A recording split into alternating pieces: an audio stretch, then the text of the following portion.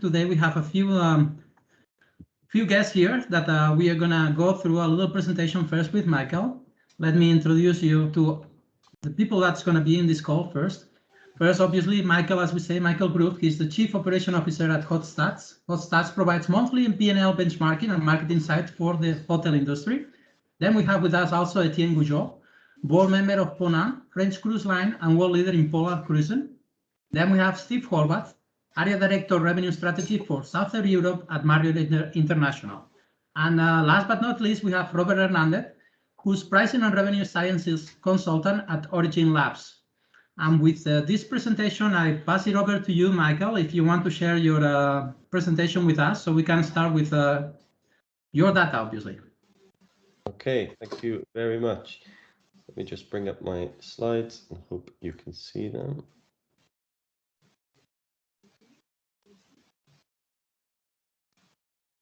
Okay, so yes, to begin with, before we move into the panel session, I thought it'd be useful to just share some insight with you from the recent months of profit performance. As we elaborated on there, HotStats provide profit and loss benchmarking to hotels and also market insight to the industry that we collect from the hotels, direct from the hotels' P&Ls on a monthly basis.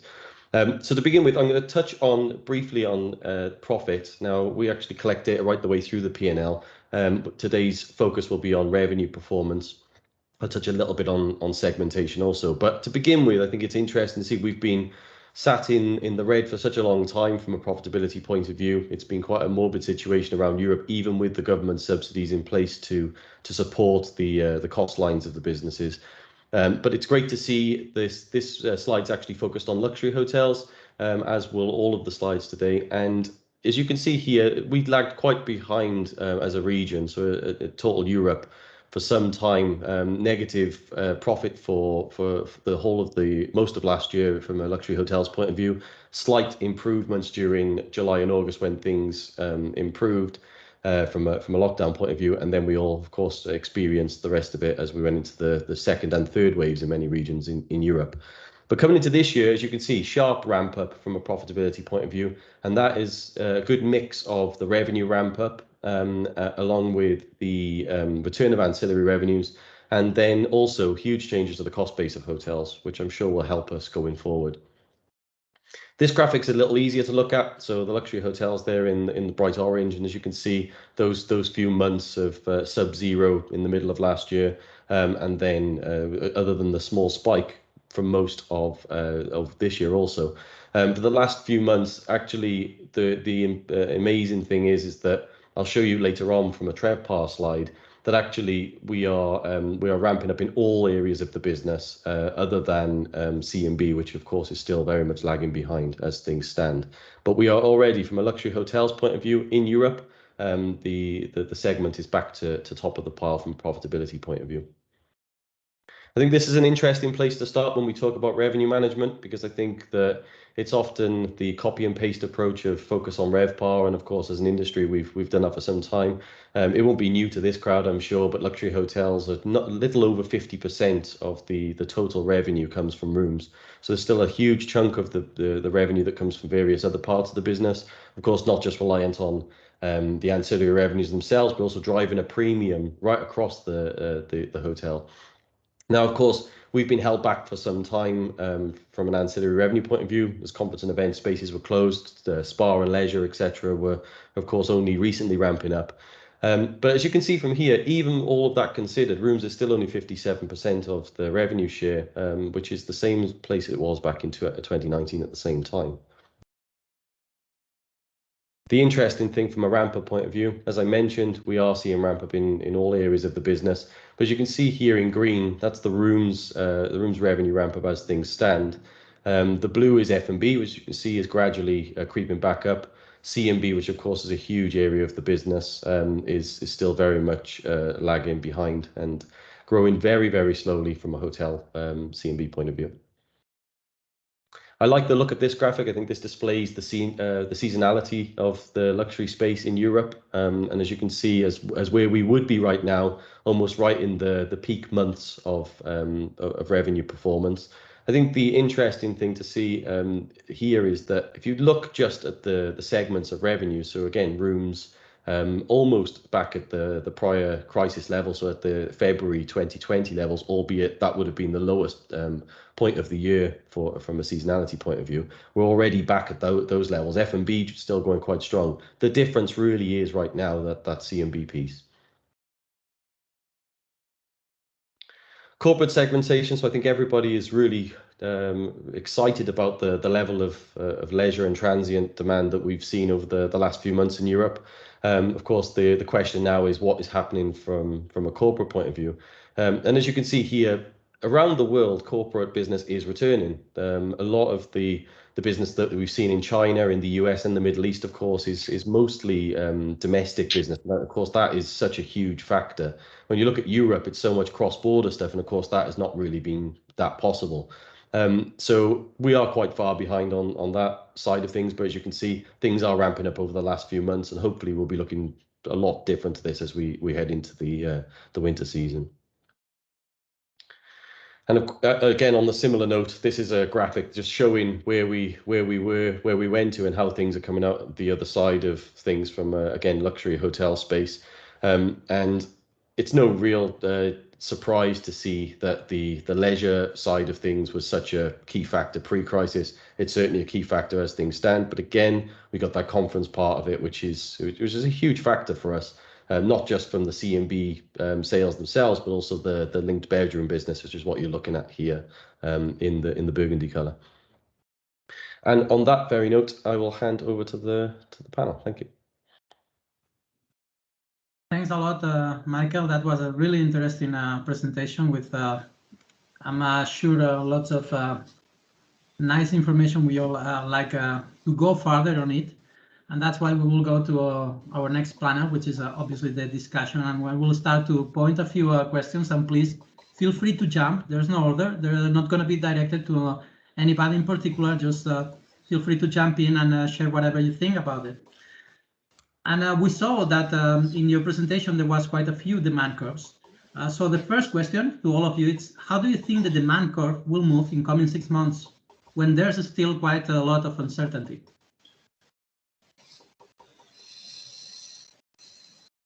Well, I guess I'll take it first. Well, I think hoteliers, what they're hoping is that the demand curve never changed. The demand curve is exactly the same as it was 2019. That what actually changed was the supply curve. The fact that we can't get the supply to the actual to the travelers because of restrictions and because, vaccine, because of all that. So hopefully, what everybody's hoping is that it didn't change. Now, what are some of the worst? The best case scenario is that the demand curve, there's so much pent up demand that we'll actually have a better demand curve when we come out of this. So, demand curve shifting to the right, where for the same prices we could get a lot more occupancy. We're seeing, there are spots and markets where there is demand that's come back to pre-COVID levels. Usually those are resort areas, beach areas where people want to get out into nature or have access to the outside. But definitely what we need is for the supply curve to catch back up, for us to be able to supply to the market the actual demand that is there, because there's no indication so far, even though there was economic hits to the U.S., Europe, and all that the demand for hotels has actually gone down. So I think it's the supply curve that is really what we have to worry about. Yeah, I would add that when focusing on demand, I think it's important to stress that luxury travel is expected to recover faster than I would say the overall international leisure air travel demand. So this is due to several structural differences, and for me it's also in line with historical trends. So the luxury travels show better historical growth and performance. This is as well, I would say, the segment where we've got the most frequent and loyal travelers, and the recovery is going to be faster on this one, more robust, a stronger intent to return. For me, the luxury also means tailor-made, more intimate experiences in remote places. So this is exactly where the COVID, I would say, show room to upturn, for the upturn. So there are many reasons why I would come to the conclusion that the luxury travel is going to be at the end will recover faster, sorry, than the overall leisure market. I can chime in as well. I think I tend to agree with the comments made. I mean, I think as a luxury segment, our leisure demand is looking very, very good. We're obviously heading into a downturn period, but in general, I mean, there's indications that this last minute nature is going to continue to stay strong. This may indicate that some of our seasonal destinations may see last minute pickup much later than they would have traditionally expected. And I think just in terms of being poised, we've got a lot more upside in the luxury space, perhaps, than other tiers and categories of hotels that probably relied more historically on corporate and group travel during the off season, so to speak, the traditional off season going into the next 6 months. So I think it's, we need to be realistic that business levels will be difficult. We're certainly nowhere near back to 2019 level, even though it's been a relatively strong summer and certainly encouraging for all the right reasons. But we're going to have a tough next 6 months ahead of us, despite some positive green shoots that we're seeing. Mm-hmm. Thank you. And let's move on to the next question. Those are great insights. We are looking to towards the future, but we are going to probably base that in what we have learned. So what can you share about the revenue learning lessons from COVID? Well, I guess I'll go first again. I think hotels have done a great job of holding on to rates, understanding that during a crisis situation, the worst thing you could do is lower your rates because it takes years to recover ADR, whereas occupancy can come back a lot faster. So, based on the fact that what hotels went through just a decade ago with the crises back then, and they saw the damage that did to their overall revenue. I think in this crisis, they know the fact that it's different. I think the strategy from a revenue management point of view, I think globally has been a lot smarter, a lot more poised, and they've held on to the rates because they know, I mean, I've seen that from, luxury hotels all the way down to 2-star hotels. They know now that if you give your hotels over to a low rate strategy, thinking that you're going to create demand during a crisis, it doesn't happen. All you do is you just destroy your profit. So I think this crisis, it has been totally different. And you see that in some of the numbers, and you definitely see it in the rates that are published in the market. Yeah, I join this point of view. First, regarding the luxury segment, definitely it's not the price who is going to, I would say, or a low price that is going to boost demand. On the contrary, you should even increase the price in terms of positioning, brand positioning, coming back to your question, I think this regards more with agility. So to listen, to care with the customers. So for instance, let's forget about the sales condition. It was written that if you modify your booking or if you cancel your booking, then you're gonna lose X, Y, Z. But this is not the point. The point here was a trust, confidence, I would say, issue.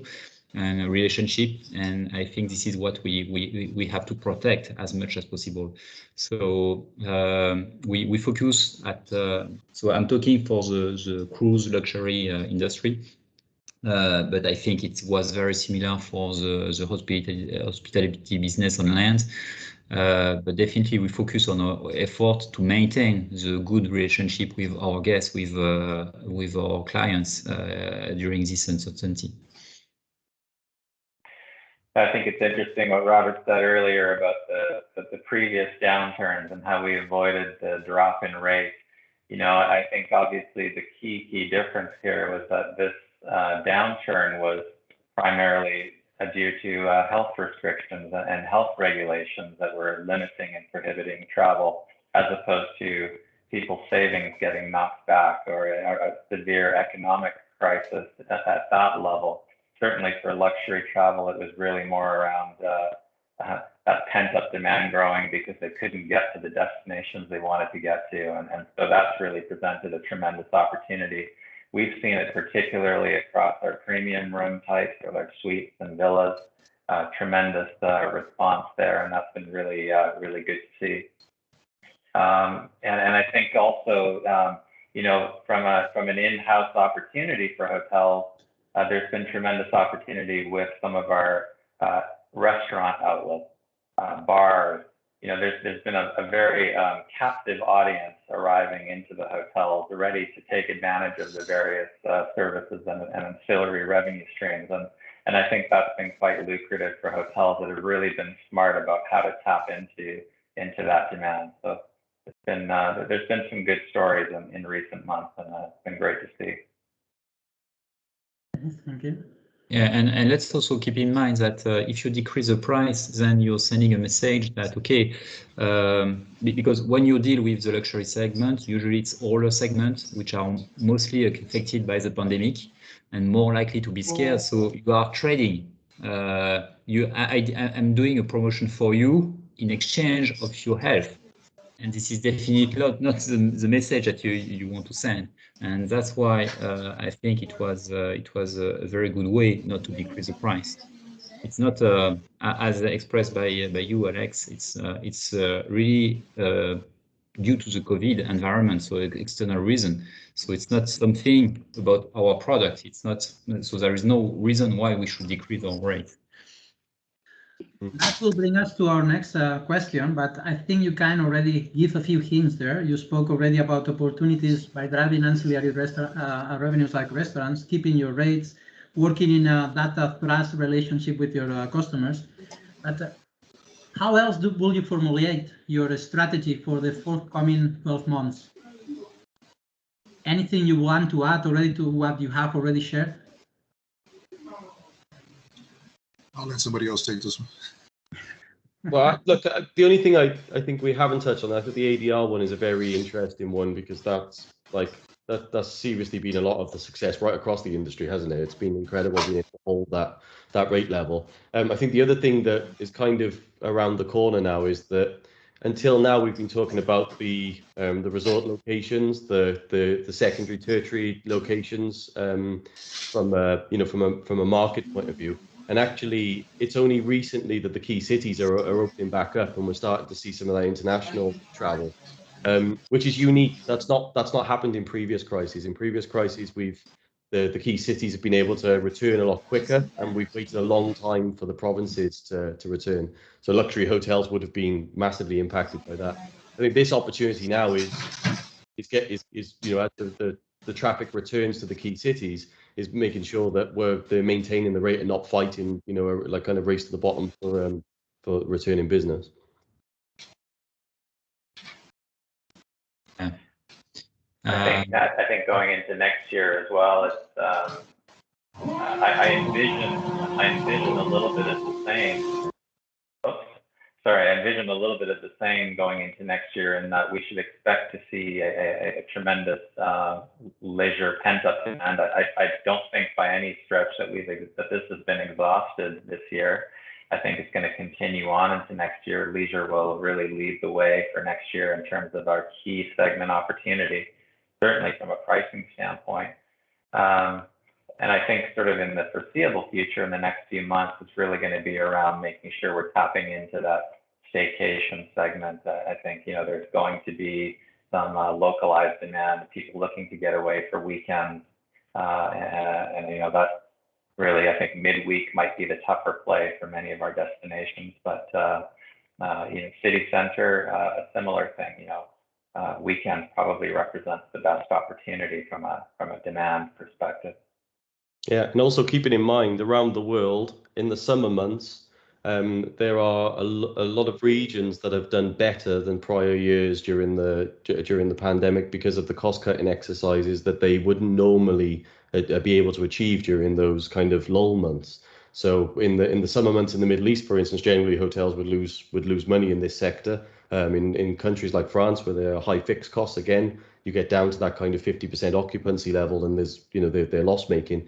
Hotels are making money at 30% occupancy in the luxury sector. I mean, it's pretty incredible from a business model point of view, and that can really drive our thinking during those low months. That if you can drive volume, it's now possible to be able to break even at a lower occupancy.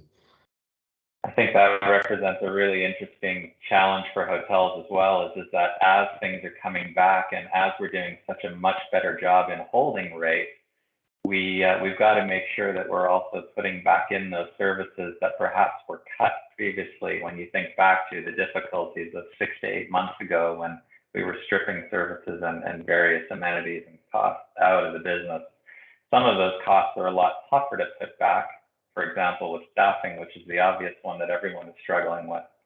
But the other amenities and services in hotels that perhaps we've gotten a little bit used to not having back in the hotels, the customer expectations. I mean, if we look at the rates they're paying, their expectations are still sky high. So I think that's it's an interesting challenge that we've all got to be ready for in our hotels as far as how we operate them and making sure we're keeping up with that expectation.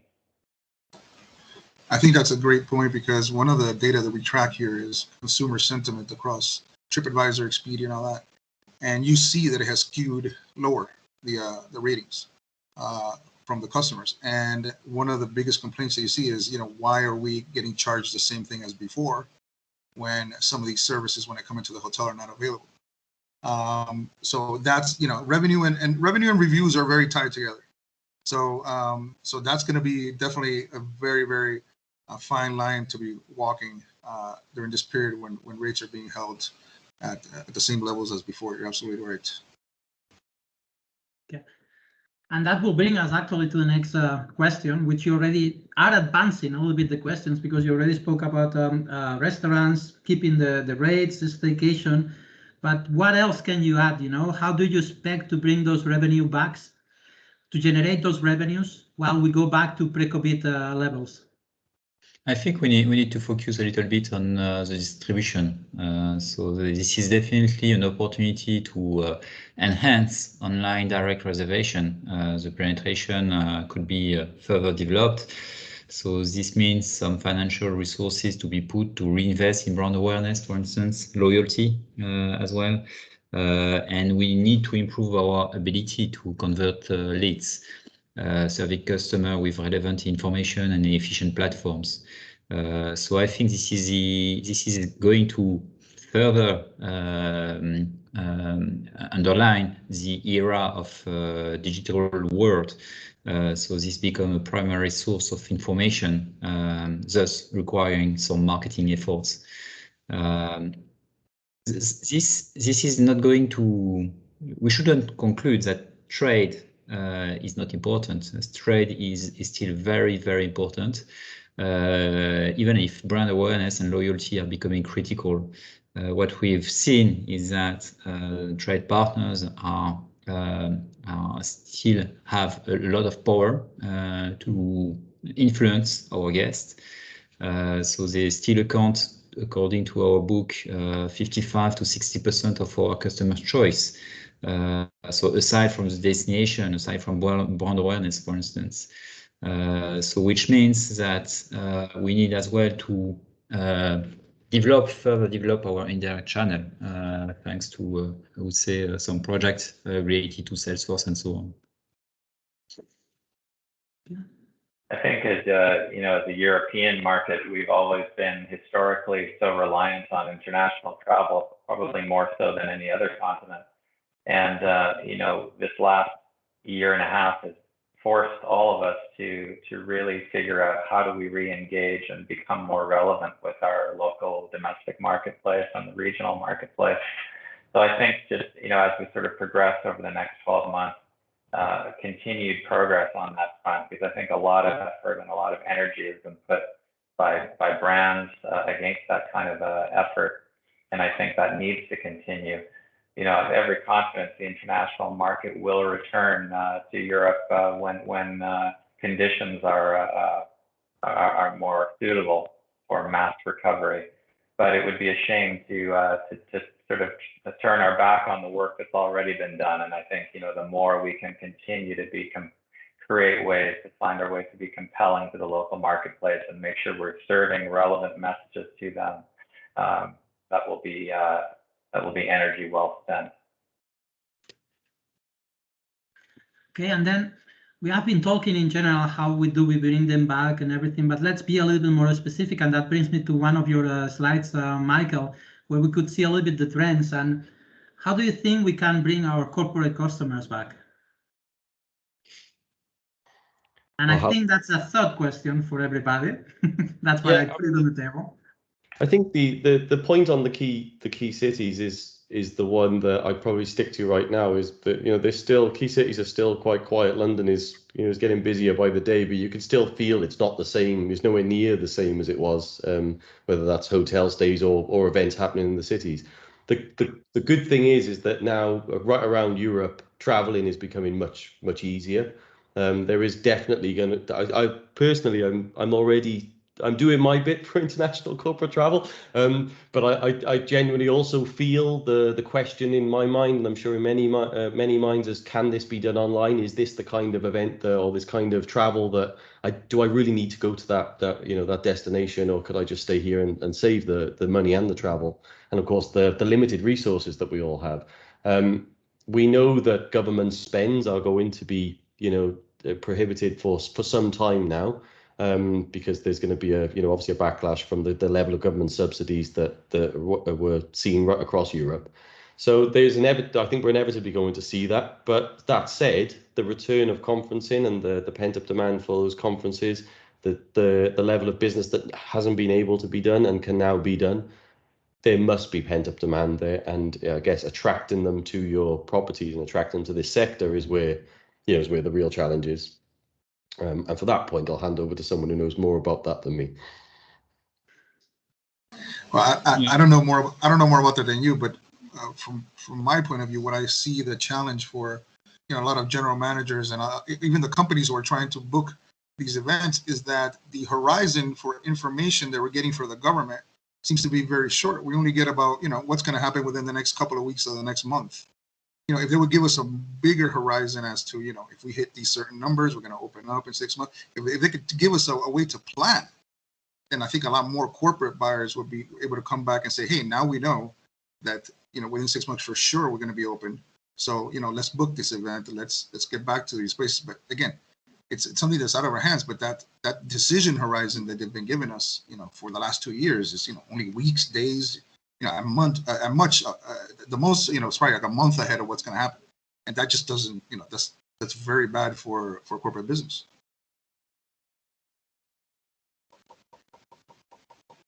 What we could notice as well is that there are a lot of companies where people want to gather. We see a lot of demand with very large parties. So it's not yet the business travel that we used to know, but very large party from 100 to 1,000 packs, and they just want to be all together. So I think it's a great symbol of the fact that the demand will come back. Yeah, I remember back in the 2008, 2010 crisis that we also had the conversations about, corporate business is not coming back because there's all this technology now. They could just meet online. People could see each other. None of that grabbed on, for a long term. That people started getting back together, and then we hit record highs in corporate events. So I think that's, people think that Zoom is a threat and all that. I think when there's the opportunity to get people back together physically, there's no way that you could overcome that with technology. Absolutely not. Yeah, here I'm talking maybe not as an expert of revenue management, but more as, I would say, a director of a company, an exec. Definitely there is a need. When you look at the people, as a staff, they work remotely. It's very, very painful. Sometimes it's in great conditions, but most of the time it's with the kids, far from the colleagues and so on. So there is definitely a need, and we need to make it happen. And that, if you allow me, that will bring me to the next one, because you're saying online versus face-to-face. What's the difference? Cost? Can I save that? the events that were not able to take place, the horizon information that we're getting, which is really short. We want to gather all together. So how do you think those gatherings are going to be? How do you think the events and meetings are going to take place in the next 12 months? I think this notion of hybrid meetings where you've got a combination of in-person attendance as well as remote participation will be a way for the future. I think, key speakers not able to attend in person to present now potentially to provide a virtual visual presentation to a live audience. I see there being great possibility there. And I think, there's still, I think in the near future, there's going to continue to be some sensitivity around social distancing, even if vaccination levels are much better now than they were a year ago. I still think, we've got to sort of rethink. I think hotel operators will need to sort of rethink what historically they looked at in terms of space utilization and then mapping out capacities for meeting space, how they use that space, and ultimately how we make this profitable. It's an interesting time. It's going to evolve. I think, for the that's really more on the corporate meeting side. I think from an events perspective, there's plenty of demand for particularly our luxury properties. If you think of things like weddings that are looking at getting back that have been obviously delayed for the last while, there's a rich market for that to be taken advantage of. So I think there's definitely opportunity, but I think on the corporate meeting space, definitely this hybrid feeling that we're seeing in practice now. Personally, I think this is going to be something that will continue. Yeah, it's an interesting time. I think it was only last week we were in Berlin for the 1,200 people in one room for the IHIF conference. I think this is a great step in the right direction.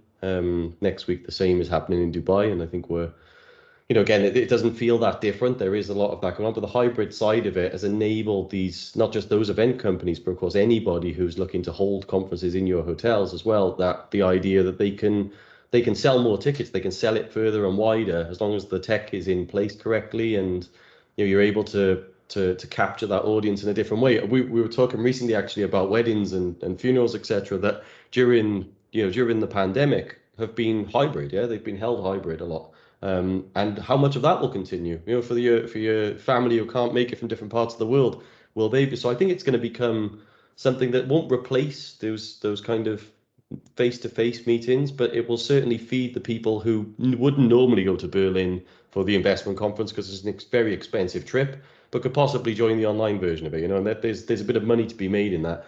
And the other key point I think that's coming up is that these hybrid events are often seen to be, very expensive from a tech point of view to get it installed. And there is a lot to that. But AV is nowhere near as expensive as it was before. And getting the broadband levels up to be able to serve such a demand is less and less of a problem as 5G rolls out. Yeah. So there's more and more of this, like, it's something that I think is quite inevitable. And I take the point to the last global financial crisis, but I think we're much differently placed now than we were back then from a infrastructure point of view. It's not necessarily the tech wasn't there, but the infrastructure around that tech wasn't there. And I think now I think it's inevitable that we will see some chunk of that conference business repositioned and maybe charged in different ways. I think that's where we've got to be clever. One of the things that I think is going to be interesting to watch is all these companies that went remote and no longer have a physical office. They're going to have to meet at some point physically. Is that going to be, good for hotels? To have all these companies that have employees dispersed everywhere and want to have some physical interaction at least once or twice a year. Is that actually beneficial for our industry? And another thing, and I think Etienne, I think you already mentioned it in one of the questions, but which are the channels you think have the best ones to generate those revenues?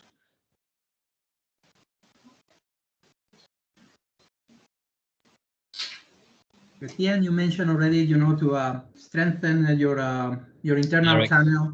Yeah, definitely direct channel, online, digital, but not forget the trade. Definitely.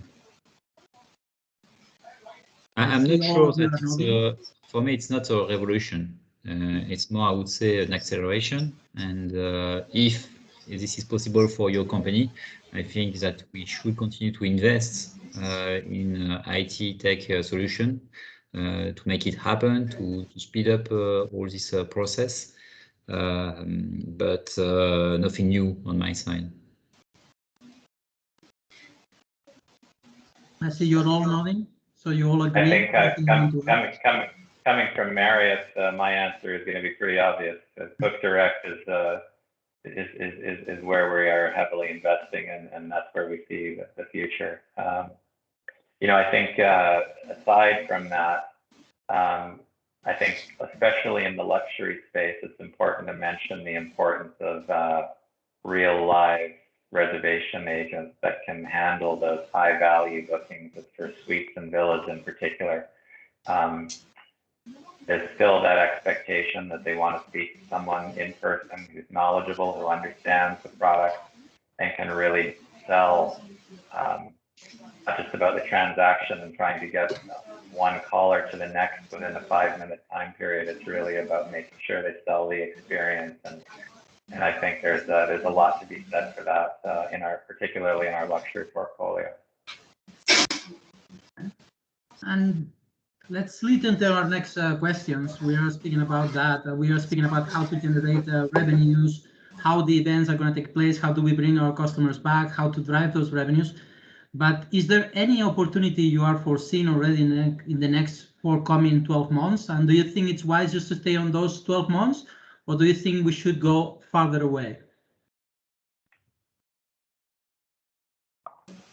Well, I mean, from what I've seen from my clients, the focus from the sales side is on the smaller group business, trying to get more of those rather than try to land the largest groups. Because again, because of the COVID, the logistics of a larger group, it's such a whale to try to land at this point that it's focus on groups that could move quickly, make decisions quickly, and have a lot less people that could occupy a space where you could actually social distance them.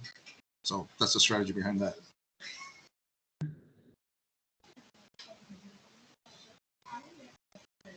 I think the continued revenue opportunity is just for luxury. It's going to continue to come from rates and maintaining positioning as we've done there's been a lot of great work done thus far. So,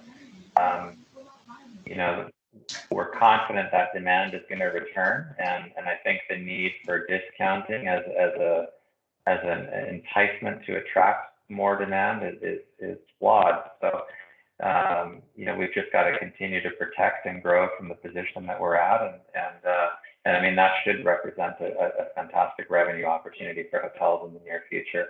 I think, as I mentioned, this pent-up demand will continue on into next summer in particular, and I think we've got a few difficult months to get through in the off season, but it won't be long before hopefully if things continue to improve in the marketplace, that we'll be in that much better shape this time next year. Yeah. And that leads up to the next question. We have seen plenty of changes. Robert, for instance, you say about capturing a smaller group business instead of those huge ones. We speak about those face-to-face versus online that are going to remain. Do you think this is a change that's going to stay for long? Has this crisis changed completely our industry, or do you think there's some of those changes that won't stay, or some of them are really going to stay there?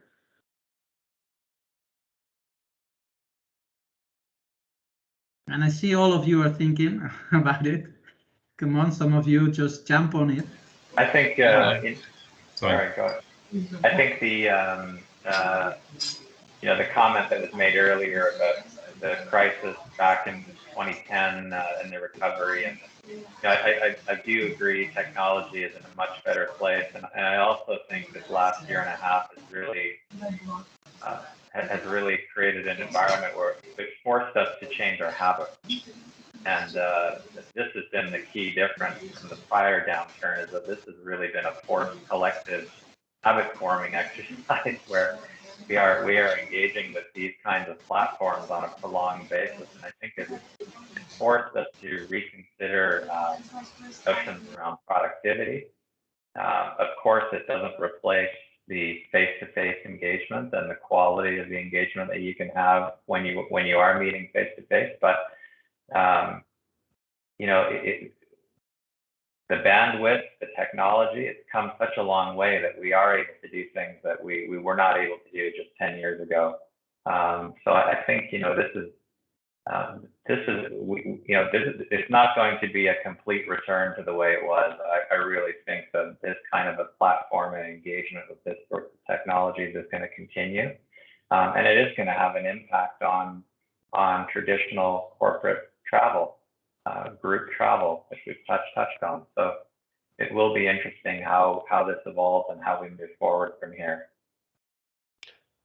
Yeah, I think also thinking back, I mean, 9/11 impacted the air travel industry in an irreversible manner. I think this pandemic or this crisis has certainly, obviously, again, impacted the air travel sector, but also taken a huge toll on the hospitality sector. And some things are not irreversible, but some things I think make sense. You know, there has been a whole strip out of the cost lines, which I'll keep coming back to, because I think that's the huge story right now. And only putting back what we changing the service, we're changing our service, modernizing our ways of doing things. You know, the move to digital marketing, for instance, over the last few years has been huge compared to the whole manual, you know, sales force. And I'm not saying it's been replaced completely, but we've almost duplicated a lot of areas of the business as new technology and as new things have come in. We've kind of kept the traditional ways of doing things and almost duplicated. And I think there is a lot of things that we've changed during the last year or so will be here to stay for sure. I think even from a social distancing point of view, I think there are elements of our lives that have changed, you know, almost permanently. And I'm not saying that in a negative way, but I think there are certain things that will always, you may always be booking for slots in swimming pools, and you know, you may always be having maximum capacity at lower levels than they were, you know, pre-pandemic, for a long time from now, even forever. So I think it's inevitable that there's something of this scale will leave an everlasting effect on our industry for sure. What changed, I would say as well, is how to be resilient. What I mean by that is that the shareholder point of view also changed. While before they were looking with skyrocketing growth, now they want to have a balanced growth. They want you to diversify the risk. So we talk about international demand. Definitely, we need to have demand from the USA. We need to have demand from Europe. We need to get demand from Asia as well, so that we are able to better, I would say, cope with bad news from one market or one segment or the other. So this is definitely, I think, something that changed. So we've got more time as well. We are, I would say, taking less bets, I would say, on huge growth and putting all our efforts on this channel. So it's more to take this step back and be able to have, I would say, a wiser growth, more robust, and potentially as well more sustainable growth. One of the things that I hope is not long term is the talent flight from the hotel industry, especially on the revenue management side. You know, just in our mailing list alone of revenue managers, the last time we sent it out a few months ago, you know, 30% of the emails bounced, which means that they're no longer in their jobs. So it's not good to have less revenue managers, because they build a strategy that keeps ADRs high and that keeps, their profitability up. So I'm hoping that, you know, we're able, it's going to take a while, but hoping to get some of that talent back and put it back to full use and getting the industry to be as profitable as it was before. So what I'm hearing from you is one of the things is how to remain resilient and competitive, and in those things you are already redoing your strategies, and you want to retain your talent. anything else you think that is going to help us remain resilient and competitive in this new environment we are living through now?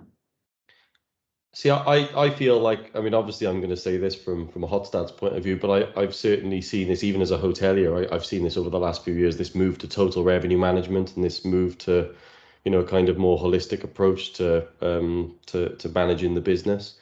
In the luxury space, it probably was already quite well integrated already, but I think across the industry, we've seen a much larger move towards, you know, looking at the hotel like an asset manager would, like an owner would, you know, and being able to maximize all space of the business, which gives you more opportunities, gives you more, you know, more areas to diversify in, I guess.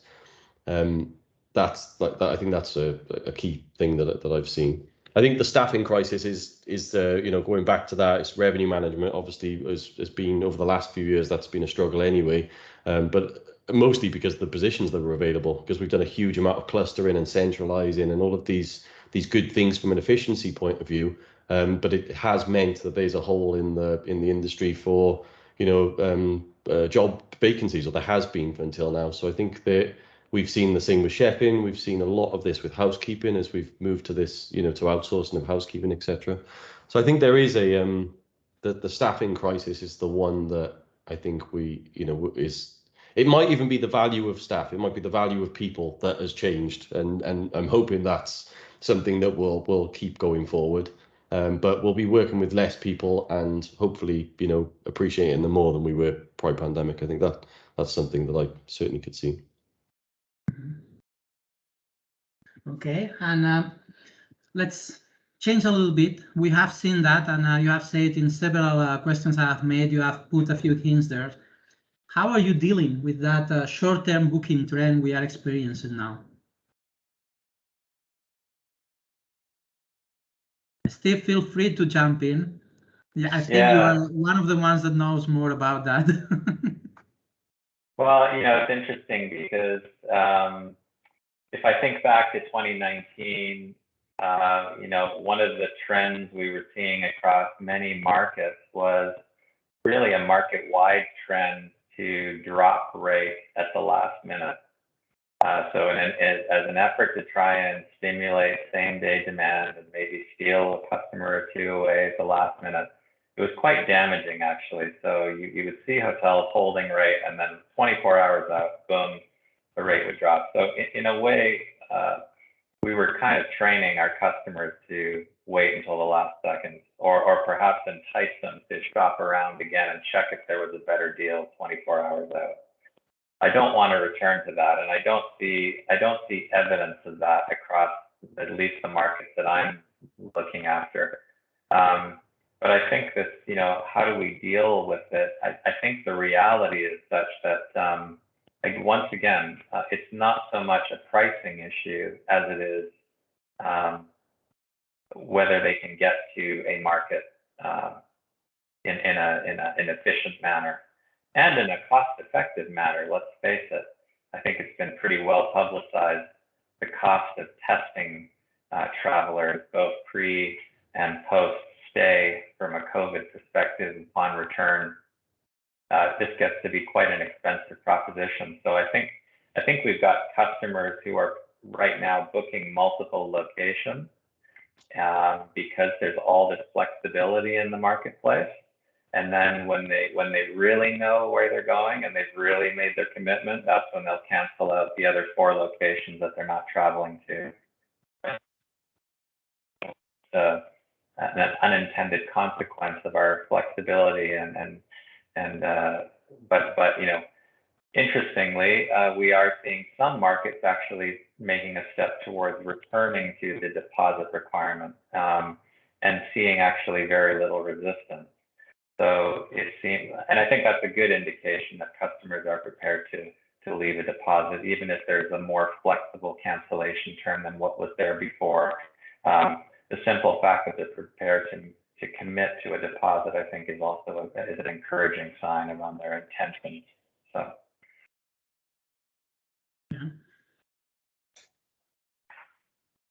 So, and that brings me on. We are heading out of time almost. So let me hit you with maybe a last question.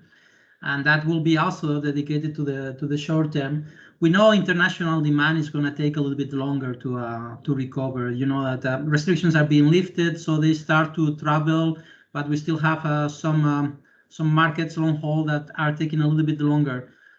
So how do you target those local, national, regional demands, if you want? If we talk about Europe, probably it's more about Europe. When we talk local, it's not necessarily about your own country, but the whole Europe. How do you target? How do you cope with that lack of demand and trying to capture those customers that are closer to you? So with the ship, it's I would say it's I'm cheating because we just have to position the ship at the right place. That's a good one.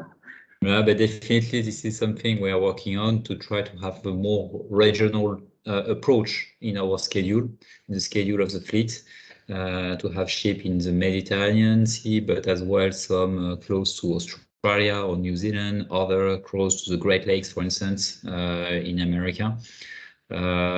But at the end, I'm not sure that this is the right answer, and or what I mean by that, it's not necessarily the COVID. It's more, I would say, a new way of travel, so sustainable tourism that is growing and growing. So anyway, we have to answer to this kind of demand, and I would say I still continue to have faith in the international or the long haul travel. When I look at what we've done this summer, definitely the UK, no, sorry, not the UK, the US travel a lot to Europe. And despite, I would say, what the CDC was telling the American guests. With some countries in level 3, for instance, even some in level 4, when you look at Greece, when you look at Italy. So I think I have a feeling that guests now used to this and are able to, I would say, to jump forward. And when we look as well at the country reaction, the first one, when we get the pandemic, it was a disaster, a complete disaster. Each country was closing its border. It was the first. This was completely destroying the business, and very selfish, I would say. Maybe, and I think it was the right way for the pandemic, but very selfish. So you were not coordinating with the other countries. While here, for instance, focusing on Europe, you see that some countries, for instance, Europe would like to restrict access to the American, but some other countries more dependent on tourism, for instance, Italy, Spain, Greece, are able to do exceptions. So I think this is a good sign that we've got great support as well on this side. Thank you. Anyone that wants to add anything? Well, I think if you were to ask that question 10 years ago, it might have been a little trickier, but now with, personalized advertising, SEO, SEM, and all that, you can target your local customer while also targeting the international customer. So I think it's a lot more that marketing can do now. It's a lot more flexible. So I think, it'll be good to start seeing some of that advertising for the locals. So I think, it'll be a shift. But I think it's something that you could definitely do now a lot easier than you would be able to do years ago. Target both at the same time. Yeah, and I've also seen some good examples of the local authorities doing some, city level marketing, regional level marketing. I think it's been, it's one of those, again, if you depending on your destination and depending on the asset we're talking about, your relationship with that local destination can really, drive. I've seen some great examples, certainly in the Middle East, and I'm sure there will be from Southern Europe, where the local government have spent money in that area rather than pushing the subsidies to prop them up so that they can speed up the recovery, and I think there's a massive amount that can still be done in that area going forward. Okay, if Steve, if you don't want to share anything, I will just. I think I'm good. I'm good. Thanks, Alex. Okay. Then, Jens, has been a pleasure to spend this time with you and listen to all your answers. Believe me, I have taken lots of notes and I have learned quite a few things from each of you. And with that, I will release you. You are free to go. Thanks for this, and I hope to see you again pretty soon. Yeah, thank you very much. Alex. Thank you, everyone. Bye. Take care.